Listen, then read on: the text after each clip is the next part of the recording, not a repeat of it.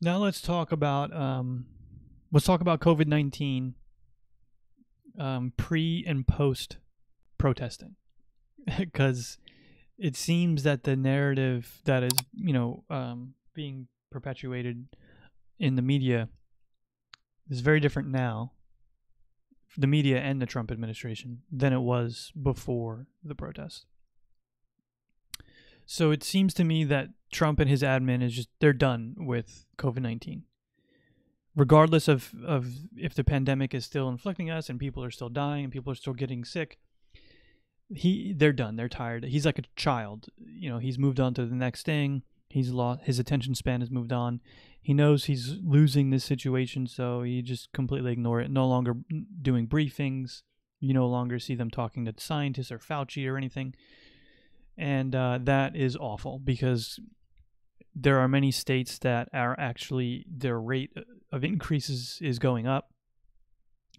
And it doesn't look good. And this probably has to do with the premature openings. And now I'm sure we're starting to see some of the effects of the protest. And that brings me to the protest versus the premature opening and getting back to business openings and whatnot. So the difference here is, you have instances where you're indoors for longer periods of time. No one seems to be wearing masks, and the airflow and the circulation is obviously completely different from being outside on a protest. And then a lot of the protests I did see a lot of people wearing masks. Now, there were obviously tons of people that weren't. It's more open air. It's not for 8 hours straight of indoors working among your coworkers. And for the most part, people seem to be a little further apart. Now you have the instance of of tear gas and the pepper spray, I'm sure, which causes people to exhale harder. It causes people to tear up. It causes people to cough. So those are not good when you're talking about spreading a virus. And now you also see people starting to fly again. People are starting to fly, but they have masks on, on the plane.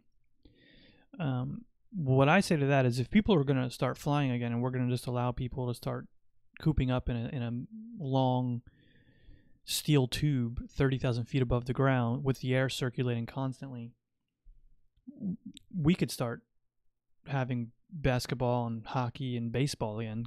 Right? I mean, what's the argument there? That doesn't jive. That doesn't seem to make any sense to me. But again, the rates are increasing now in certain cities and states that did some premature openings, of course. And then I'm sure soon enough you'll have Trump holding his rallies again. And these are also perfect super spreader scenarios where everyone's indoors for an hour or two, close huddled up. None of them are going to wear masks. They're all going to be screaming and cheering and clapping. And this doesn't bode well for everything that we know about viral spread and what the scientists have told us. And then that brings me to what you're going to see from the media and certain people on the left, which is just completely disingenuous, where they will probably harp on these premature openings and the Donald Trump rallies that I'm sure he's soon to hold. And they will gloss over the protests, and they won't make as big as a fuss or stink about the George Floyd protesting and how that could have spread, and probably did spread, COVID further and wider than it otherwise would have. And that's awful. It's a bad look. It makes people distrust the media even more. And if you see people doing that, just know that it's disingenuous, regardless of whichever side of the spectrum they fall on. And lastly, I want to touch on two things. One is, as a country, we are so bad at solving a problem like this because we're so divided. We will turn anything into a culture war. We've turned wearing a mask into an aspect of the culture war.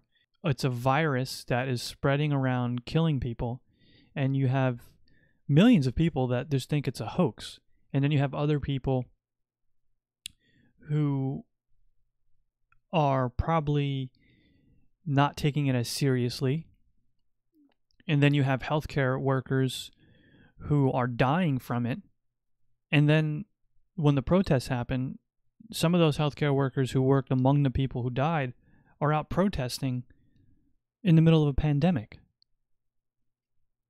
It doesn't seem to square up, all right? And then what we can hope for is hopefully a vaccine sooner rather than later. And then that also brings me back to the hoax part, or people will just believe, harebrained conspiracy theories about vaccines. And Bill Gates, for instance, when and if a vaccine is readily available, I'm sure when it first is made, it'll go to frontline workers and the most vulnerable among us.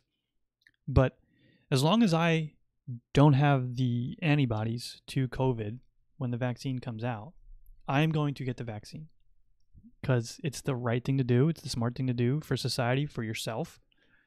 And there's no good evidence, believe, that the vaccine is somehow going to implant some chip in you or alter your DNA or whatever these cockamamie ideas are, because there's just no good evidence, like I said.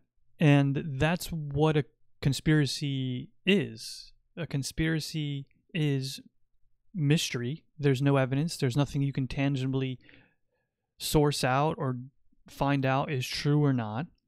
And as John Adams once said, mystery is a convenient cover for absurdity.